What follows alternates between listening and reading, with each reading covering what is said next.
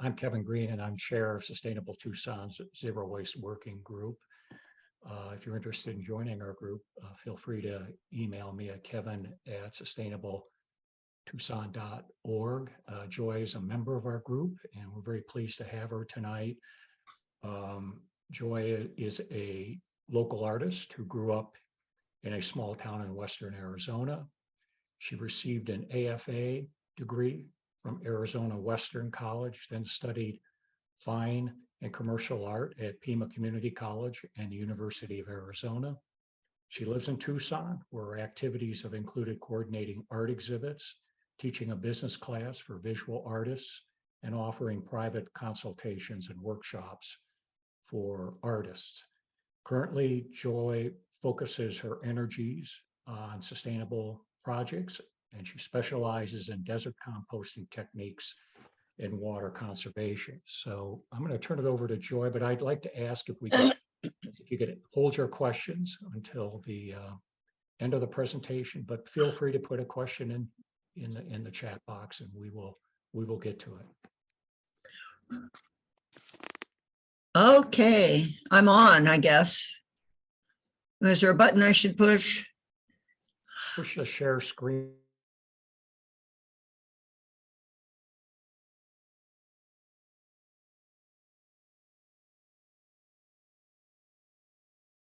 I'm sorry, push do you see the share screen button?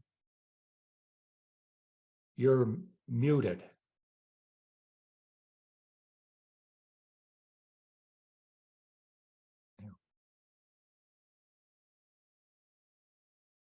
Push unmute. There we go. Got it. All right.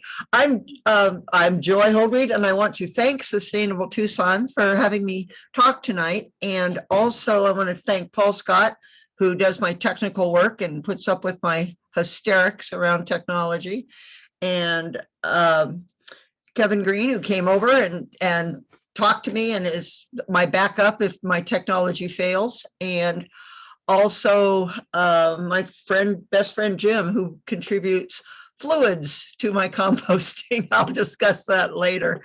And just because a little bit of bragging, this is a flask. It's an insulated flask, and it says volunteer compost researcher. And Caltech, or from California, enlisted me to bury produce food labels for a couple of years, and every 2 months send them a series of labels so they can figure out which labels that they would compost, so we don't have to be digging them out of our compost heap every time we sift. So I was real thrilled to get an actual insulated drinking container. I don't really, what is compost? And compost is improving the soil, or improving or sand and dirt with organic materials. And that could mean plant materials, cloth, paper, hair, fur, and creating a more live soil. And why would one want to compost? I usually, like when I have a room full of people, I ask them a series of questions like, how many people actually make compost? That's good to think about. And are you using a plastic bin or an open container? What type of bin or method are you using? There are lots of different methods of composting. I'll list them at the end of the presentation, but tonight we're going to be talking about hot, wet composting with a focus on conserving moisture, which is my big deal.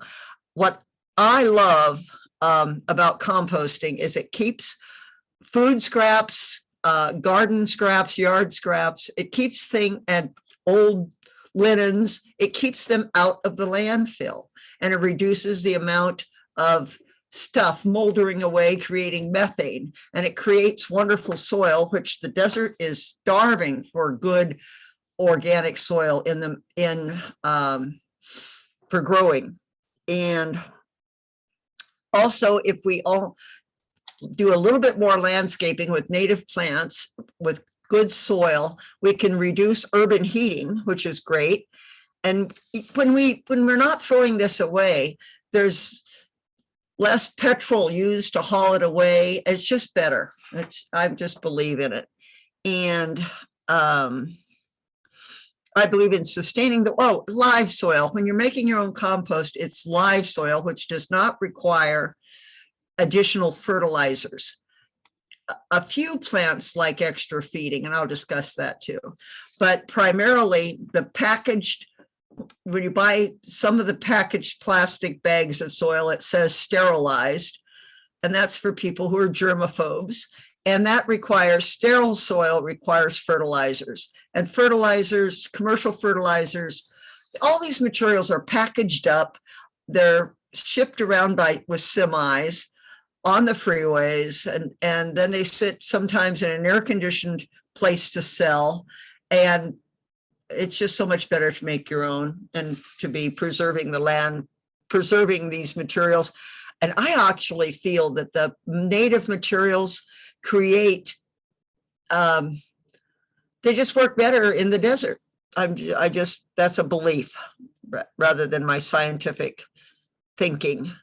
And there's hot compost is heat generated in a damp volume. And usually it usually requires a minimum of 9 cubic feet of heat. And the commercial bins that you've seen, the round plastic bins, will hold approximately 9 to 12 cubic feet.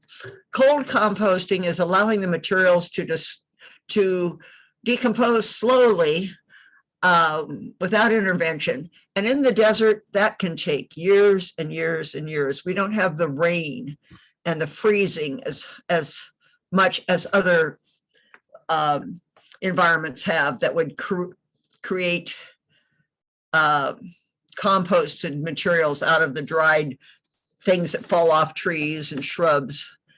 And I started my own composting. My notes at least started in 2009, but I had gardened for other people and worked with their compost bins earlier than that. And I'm just passionate about conserving water in the desert.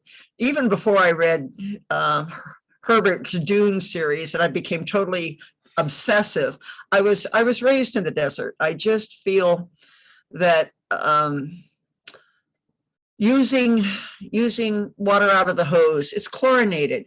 And I used to hold up a little bowl with my goldfish in it, Goldie, and I would say, here's Goldie, and here's tap water that I just poured into this container, and I'm going to toss Goldie into the tap water. And everybody gasps, oh no, don't do that. The chlorine will kill her. And I say, yes, that's true. And so minimizing the amount of chlorine you put in your compost sounds like a good idea to me too. Let's see if I can get this to move on. The Rodale Book of Composting is one of the many books that came out, and it's very intense. It's comprehensive, and I keep it by my bedside and I read it when I wake up and can't sleep in the middle of the night. Another book came out by a couple named the Wetloffers, and I loved their book. It was, I think, published in the 60s or 70s. It's very simplistic and low tech, and it's just entitled Let It Rot. And I just loved that. I actually have a poem. All right. How am I supposed to change pages here? Help. All right. Down arrow or right arrow? See the down arrow? Yeah, it's not doing a darn thing. There we go. You just took time to. Now I you're just- back up. How many have I gone down? I think there you go. There you go. All right. So organic materials I mentioned can, the wet materials contain nitrogen, the dry materials contain carbon.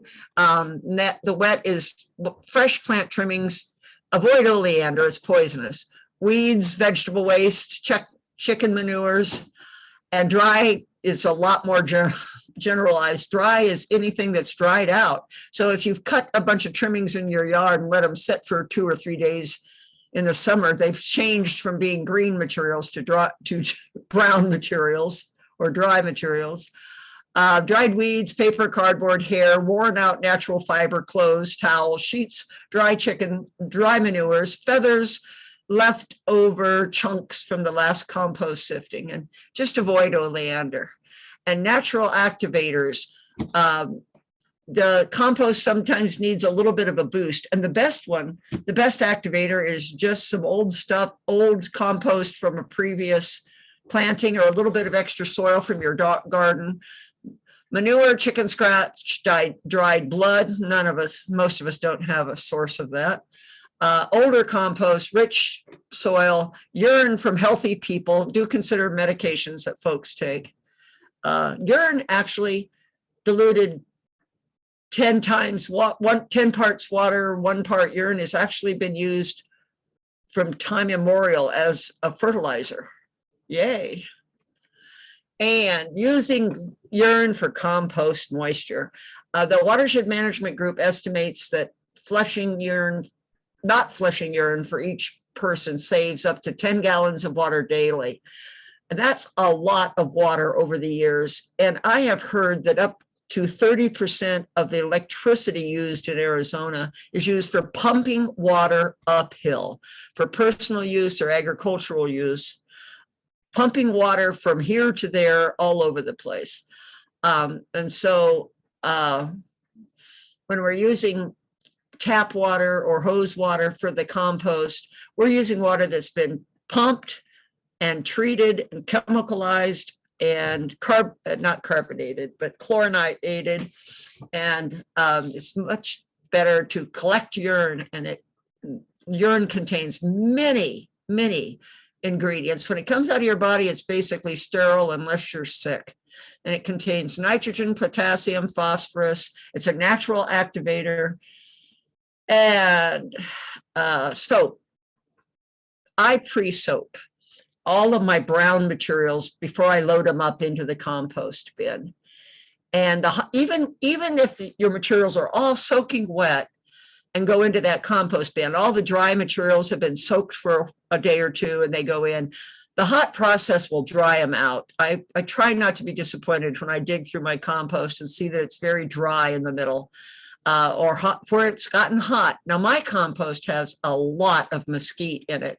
Mesquite is a legume, and it's like plowing under a soy crop to make your soil rich. The leaves, the twigs, the seed pods, and actually an advantage to the seed pods is you get sprouts to eat in both your compost and in your garden. And here's a method, the easy way to pre-soak your dry materials. On the left is a black planter, and you can see it has holes in the bottom. This is what you would buy a small tree in. And it has holes in the bottom. And then on the right is a 5-gallon bucket. And so obviously reused bucket for my clay studio. And you want to be able to soak materials in that container, black container, without the edge of that container slipping down inside the bucket, because they are difficult to get out when you do that. And you also want to minimize heavy lifting and minimize sloshing about. So I put a bunch of dry materials in the bottom of my bucket, and then I fill up that black, I just call those black planters a soaker. And so the brown materials in the bottom of the bucket will just raise the lip of that black soaker up above the top. And I set it down in there. You see gallons of urine in the background. My best friend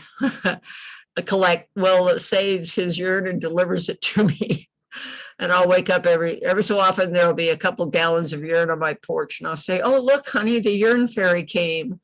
But we joke about not liking to pee anywhere when we're not at home where we can collect it. And we're just it's not for sissies, but it's free and it saves water. So the materials will sit in that bucket for as long as I want them to. Urine does not go anaerobic. So if any of you have ever soaked materials and had it go anaerobic and said, "I don't care for this smell," urine has its own smell, but won't become anaerobic. And after 2 days in the compost bin, it does not smell like urine anymore. It starts smelling like dirt. Yay. After it's soaked for a while, you slowly lift it out. Or I'm getting older and I don't believe in working hard. If you work smart, smarter, you can get more done because you're not tiring yourself out. So you slowly raise that soaker to allow the fluids to drain out. No heavy lifting or sloshing. Still draining. And then I have another soaker ready to go. It's sitting, usually have several things that I've raked up from the yard. And what I'll do is I'll slip that soaker with the dry material underneath the wet ones, put it in the bucket and let it drain some more.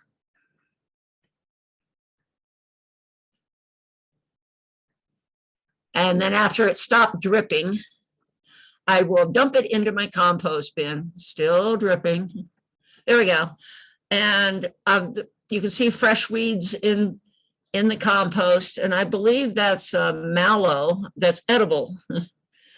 If you, I dry it and use it in soup and stews, feed it to my chickens and compost the rest. I certainly let it go to seed on my property. Oh, I've heard that if you have really rotten compacted soil, that letting your weeds grow, and if you don't want those weeds to ever come back, you chop it off at ground level before they go to seed, and then the roots stay in the soil, has aerated the soil and added organic material to your soil. I have caliche, unbelievable caliche. So I was really thrilled that the easier method for weeding is better for the soil. Then I'm dumping stuff. You can see that there's some food containers, cardboard food containers, cardboard stuff, papers. You don't want to put the shiny papers that come for grocery, that type of paper that I've heard has evil chemicals in it. But most of your scratch papers, scrap paper can be recycled, and nothing like recycling your old tax papers to make no one's going to steal those. Most compost bins are not, I've never seen a compost bin designed for the desert. So I have several different styles of compost bins. I've used caulk and pieces of screen. I've sealed up the holes either totally or 90%.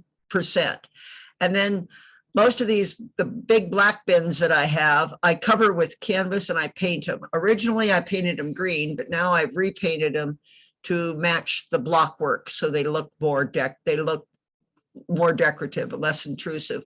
And covering that plastic, it lasts longer, and it also will hold in more moisture.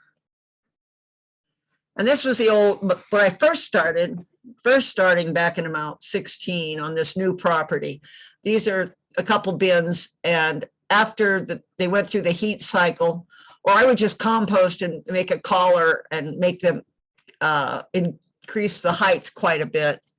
And then after the heat cycle stopped, I would add a little bit of soil on the top and plant my winter garden and water away. They're not very attractive. I've improved their appearance over the years. That's another early shot. I figured out that these wonderful decorative blocks they will absorb a wash of paint. So I would use paint watered down to change the colors from blue to more standardized terracotta. To the left of this, you can see some trees coming up that I planted on this property. And under that area is will be my summer garden. There'll be a photograph of that. And in the front is a little lemon, Myers lemon, that a friend gave me for my 50th birthday, I think. And I kept it in a pot for years, and I have 2 years in the dirt here, and it's producing lemons. It's really a pleasure. In the background, you'll see a pile of mesquite trimmings, and that huge mass of trees is my other property that's mostly covered with mesquite trees. And it's 7 degrees cooler over there in the summer. Okay, here's the decorative rock blocks looking fancier. They're topped with just pieces of sandstone. And I used my dirt in my yard is so cementy. I actually used it in between as temporary mortar. It wouldn't be safe if there was a toddler climbing on them, but they're safe where they're at, and they look a lot nicer. And I've painted my compost bins and the collars that I use to sort of blend in with the blocks now. My neighbor's view is to the far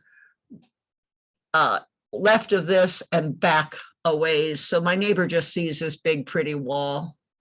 And in the background, you see a big cistern. I have two of those cisterns. Another view, now there are 5 compost bins in this area, which is my winter garden. The beauty of this property is I have a southern exposure. And my other property, for sunlight, my other property didn't have much light in the summer. It was much cooler over there, or excuse me, in the winter, but there wasn't much winter sun. When the sun drops down low, I didn't have much garden area. I used to take big pots down to my neighbor's yard and garden down there. Harvested his rain off his roof when he was out of town. And when you have your compost bin, you're still struggling to keep moisture in them. And I cover them with plastic, even if they have a plastic lid. So I make a little basin in the center of that compost bin. And when I cover them with plastic, I sort of push the black plastic bags, I push that down in the center, and the water evaporating up hits the plastic and then drops into the center, runs down to the center of that plastic bag and drops down into the compost bin again, using all that good evaporative water. And, oh, this is once again talking about making a collar on the top. The compost, by the time that compost decomposes into beautiful, wonderful soil, it's about 1/3 or less the mass, the cubic footage you started with. So I make a big collar up. Otherwise, my garden at the end of the growing season would be way below the level of where it wouldn't be getting much sunlight. So I make that collar. And I now just let that compost in the bottom. I'm producing more compost every year. Most of my compost that I'm producing in the first stage, they're just in those big trash cans that they seem to lose their lids and they're disposed of. And I use those. I don't even use the ones with the holes drilled in them. I use the commercial compost bins for planters with the compost happening underneath them. And I only sift those out about every 3 years. I also have tossed some worms in. Worms are not residents of Arizona, but I love having worms in my compost. Another thing I've noticed gecko eggs in my compost, and I've stopped sifting my compost from June to October because that's when the geckos need to hatch out. I just let them be. And any large chunks, they say, oh, don't put twigs in that are bigger than this or bigger than that. Well, I always figure those things are just going to take longer and they're going to reduce matting and compacting in the compost. So I toss big chunks of mesquite wood and things into my compost, and don't worry, I sift them out and use them in the next batch. I run my first sift through chicken wire, and then the second one through a finer wire if I'm selling it to somebody else. The average household with a vegetable garden and landscaping can transfer, I'm guessing, between 54 and 125 cubic feet of organic material into soil instead of landfill every year. And I think if you have a bigger piece of property, I think you can even do more. And I use my chickens to pre-process all my kitchen waste. So they're doing the first bit of processing. And the pros and cons of hot composting versus cold composting. Hot composting heats up, it's faster, it kills most weed seeds and pathogens. The con, it's a bit more labor intensive, and it requires moisture, and it requires mass, and supposedly it conserves less nitrogen. If you're in a real hurry and want your compost fast, you want your compost. I've heard in some third world countries, they're composting street waste and food waste in 6 weeks, but they're turning it every 2 days. And those are places where it rains a lot, so it's kept moist. Cold composting is low labor. It contains disease suppressing microbes. It has more nitrogen and it requires little mass, but it takes up 3 years or more to process into workable soil, and it doesn't kill the weed seeds. The advantage of that rougher stuff, sometimes it makes good mulch. I use mesquite leaves for my mulch, to mulch around my plants, and I just think that it's rich in good stuff. And here's a method of reusing rainwater. This is a planter, and it's sitting in a saucer that has a hole drilled in it, and it drains into a bucket below. So I'm pouring water into the top and letting it, it's how you manage to do almost to totally saturate your soil without drip irrigation, because you just don't get good drip irrigation with cisterns. And the water drains right down into a bucket, and you can pour it, since it's rainwater and it doesn't have salts in it, you can just pour it right back in over and over again. And eventually, what usually happens is very little comes out. That means the soil's absorbed most of the water, and that's a good thing. And I have, I think, a bit of a example of how to take a bulldozed property and change it back into a little habitat for birds and lizards and other critters. I watched the property across the fence from my pottery studio be bulldozed. It was a lovely little desert area, and it broke my heart to see all the trees and shrubs destroyed, and they were left piled up. And I listened to the birds wailing for us more than a week. It was heartbreaking. So eventually, many years, 20 years later, one of those properties came up for sale at the exact time that my mother needed to not live alone. And I bought one of the manufactured homes right across from the fence from my studio. I put a gate in, and I noticed it was 7 degrees colder in the winter and 7 degrees warmer in the summer. And it had been sculpted. Most of the way lots are developed are Eastern technology. They are not really designed for the desert. And in the East, you have basements, and you have lots and lots of rain, and you don't want the water staying on your property and soaking into your basement. But in the desert, we want that water staying on our property, and we want to have our landscaping nurtured by rainwater instead of hose water. And so we started thinking about how we could change this bulldozed property that had the rainwater running down the street to a haven that would be pleasant. So I borrowed a jackhammer. This property has caliche from heck. And I began digging rainwater harvesting basins that actually I put my husband in charge of the jackhammer. Digging rainwater harvesting basins, and every time it rained, I'd run out there with a hoe and sculpt the land to direct the water where I wanted it, and use a caliche bar to bust up the soil.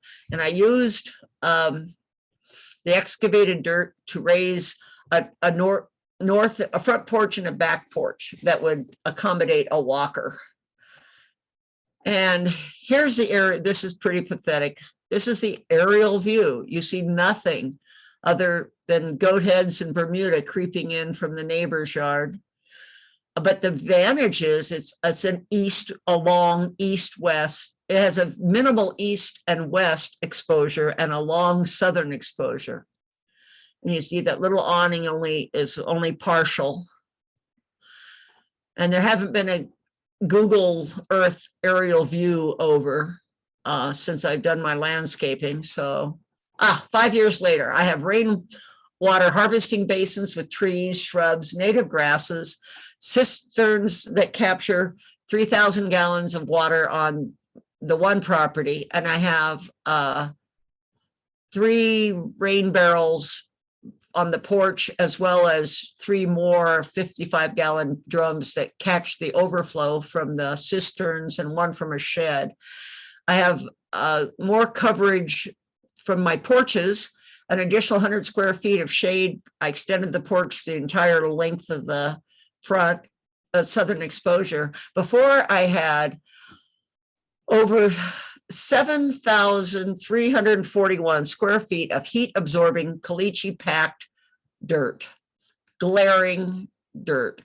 And after I put in approximately 972 square feet of basins, I added 150 square feet of awning. I put in ground cover plants at about 330 and a kitchen garden about 375 square feet, and then 75 square feet of shade cloth covered work areas, and then a bunch of mulch. I had one of my big mesquite trees on my other property cracked and needed to be removed, and I had it mulched, or they mulched it, and so I had a good supply of mulch. So I created shade, and I reduced the I reduced the heat absorbing surface and the place where cold water could, or cold air could just sink. Here's a little drawing. The blue arrow heading from top to bottom shows where the water used to flow down the driveway into the street. And I've stopped that. My neighbor's garage actually is up against my property. So I use buckets to harvest water from the garage there. And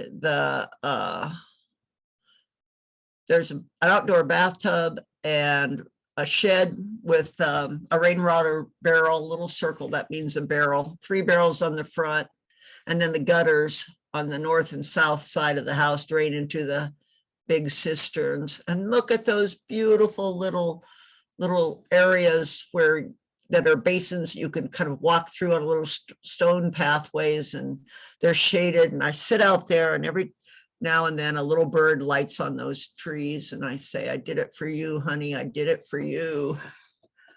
Those basins have expanded since I did this drawing. Goodness. And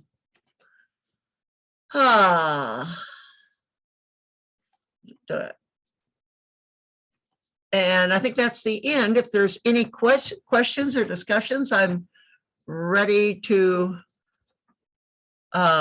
take questions. Can you hit the stop share button? Ta-da! Actually, we had a couple of questions and some good comments. The first question is, what happens to nitrogen when the plant dries out and becomes dried materials? Not exactly sure. I'm not a scientist. I'm just a low-tech person. But somehow it changes. I suppose, I think the wet loafers, and not the wet loafers, but the Rodell book, it describes how that changes better than I can. But my theory is the more material, the more of a mix of materials. It's like mixing a bunch of foods together. You're bound to get trace minerals of this, that, and the other, and get a better soil mix. Have you thought about putting in a composting toilet? And do you think this approach is better than using a composting toilet? I have thought about a composting toilet. It's on my wish list.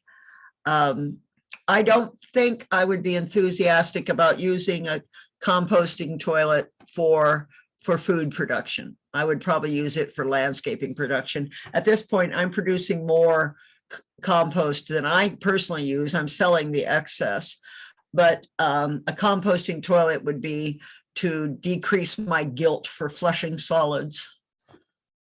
Usually at the end of the presentation, I ask people to just pause and listen to the quiet.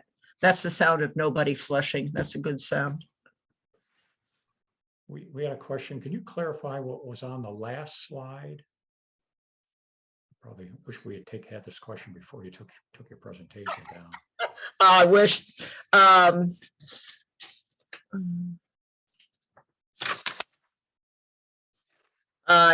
don't have it. Just be more specific.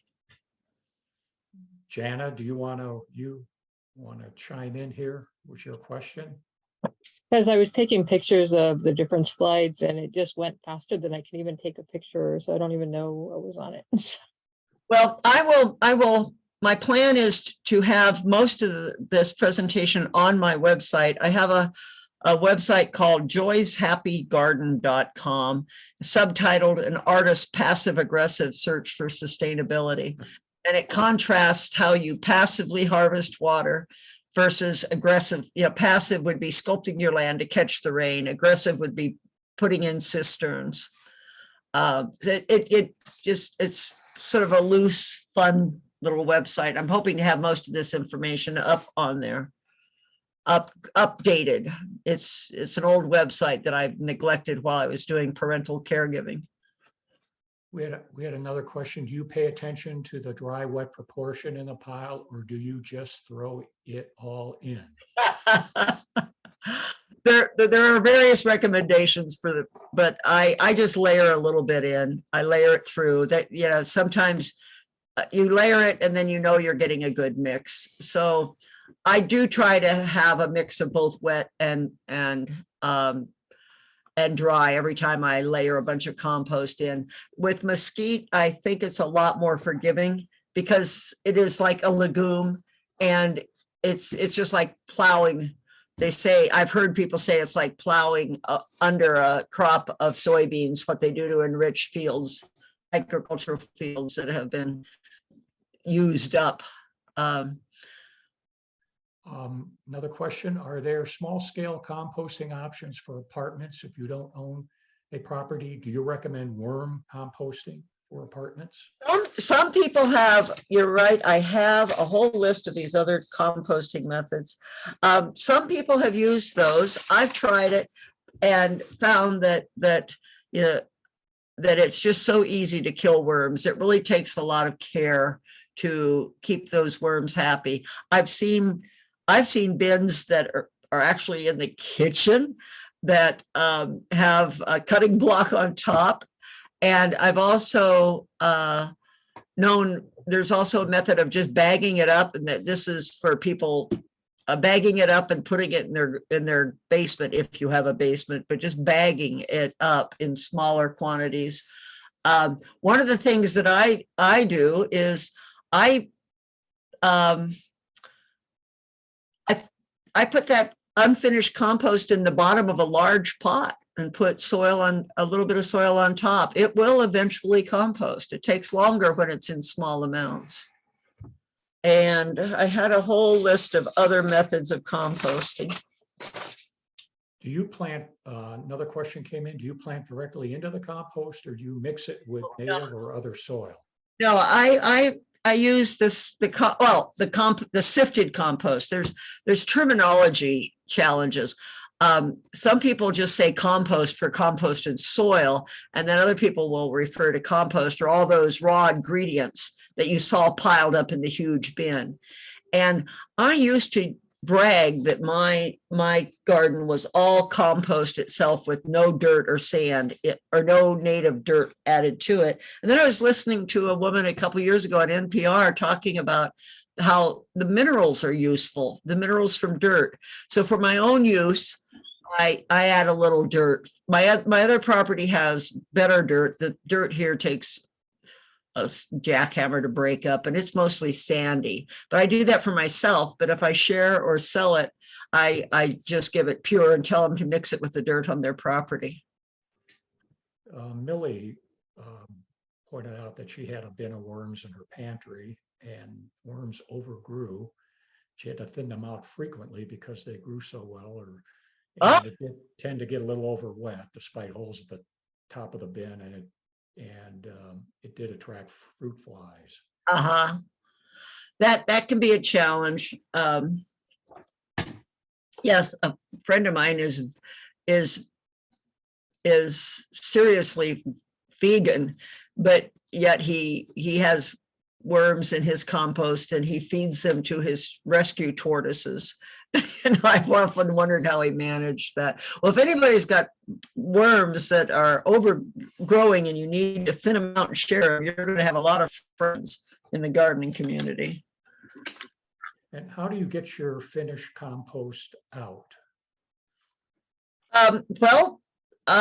Most of these bins, I usually scoop it out, dig it out with little hand trowels, and then run it through a screen. And most of them you can just tip over and get the stuff out of the bottom. And occasionally, frequently, compost bins attract bugs. And there are some, and geckos. I always have geckos in my compost. And I usually shoo the geckos out and then encourage the chickens to help me sift because they take care of the bugs. It's fun to watch them. Do you cut holes in the bottom of the compost bin to saturate the compost like watering the plants? Is this water safe to reuse after running through unfinished compost? Well, it's safe for yard use and garden use. Most compost bins, the ones that just sit out in the yard, do not have bottoms in them. And I figure anything that's in the bottom falls into the category of something that I'm going to reuse. If I have some of my big trash bins that I use for composting that don't have drainage, the fluids in the bottom of that I use to pre-soak the next batch of dry materials. Sometimes it's compost tea. You can use it to feed your plants, shrubs, and trees. If you have a concern about pathogens, and just don't feed it to plants that root edible plants, feed it to shrubs and trees or plants that produce the edible above ground. And Jennifer put in a nice response. I think it was your question, the first question we had from Trace about who asked about the nitrogen. So I won't read through it, but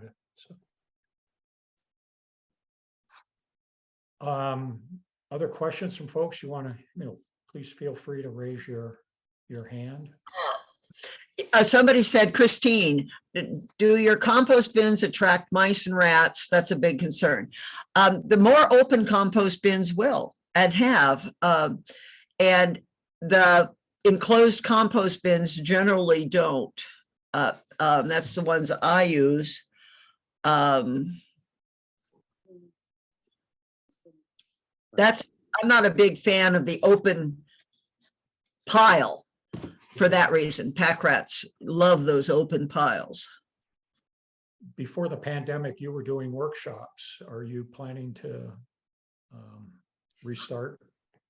I haven't thought, I've been thinking off and on about that. And generally people would find me and they'd have a community garden and they would say, hey, we want a more efficient way of taking care of all of our leftover cuttings. And when our seasons change, we have green materials that aren't breaking down as fast as we want them to. And I've given a lot of presentations to community gardens, but I'm not actively searching for people who are interested. I've talked to Tucson organic gardeners and several different local little community gardens.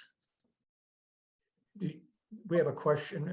It's from Robin, and she leads our natural habitat restoration working group, and they've been busy getting some native pollinator gardens up and running around the community. Do you have compost that might be available for use? Yes. Yes, she knows how to reach me. My contact information is on joyshappygarden.com. Do realize that it's in progress and it's needing editing. It's a little rough right now. And I gave a little bit of a filler. I gave you a tiny little container the other day, and you can use that to sort of inoculate any areas that you want to give healthy microbes to get that soil happier, any place in your yard or garden. Any additional questions from the audience? Feel free to unmute.